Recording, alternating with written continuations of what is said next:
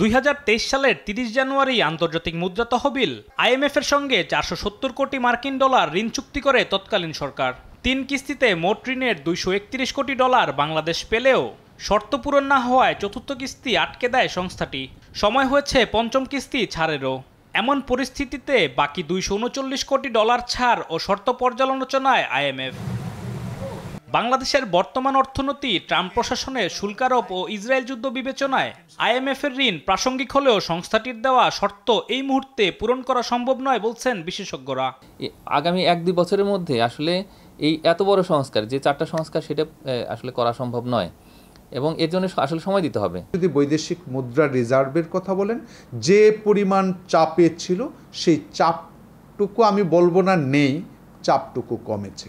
রপ্তানি আয়ে যে আমাদের ভাটা পড়ছিল, অর্থাৎ আমি বলবো ভাটা বলতে হচ্ছে প্রবৃদ্ধি স্লথ হচ্ছিল, সেটাও কিন্তু জোরালো হচ্ছে এবং সেটা 10% মতো প্রবৃদ্ধি অর্জন করতে সক্ষম হচ্ছে। এই দুটো কারণেই কিন্তু আমরা বৈদেশিক মুদ্রা রিজার্ভের ক্ষেত্রে একটা স্বস্তিদায়ক অবস্থার মধ্যে ফিরতে পারছি। মুদ্রা বিনিময় হার বাজার ভিত্তিক করা মোট জিডিপির 0.5% হারে বাড়তি রাজস্ব আদায় ও রাজস্ব নীতি থেকে রাজস্ব প্রশাসনকে আলাদা করা সহ IMF এর সব শর্ত পূরণ করলে মূল্যস্ফীতি বাড়বে বলে মনে করছেন তারা। আমাদের রিজার্ভটাকে, বিশেষ করে নেট রিজার্ভকে যদি 35 থেকে 40 বিলিয়ন ডলার নিতে পারি, তাহলে সেক্ষেত্রে তখন আমরা বাজারের উপরে হয়তো বিনিময় হার ছেড়ে দেওয়ার কথা চিন্তা করতে পারি। NBR বাইফার্কেশন আদৌ দরকার আছে না সেটাও দেখতে হবে, কারণ NBR যদি ফুল অটোমেশন হয় তাহলে তো ওইদিকে আমাদের যেতে হবে না। ট্যাক্স রেভিনিউ বাড়ানোর কথা এই মুহূর্তে আসলে আমরা চিন্তাও করতে পারছি না, তার কারণ বিশ্ব বাণিজ্যের ক্ষেত্রে একটা সংকট আছে, আমাদের দেশের ভিতরে ব্যবসা বাণিজ্য অনেকটা সংকুচিত হয়েছে।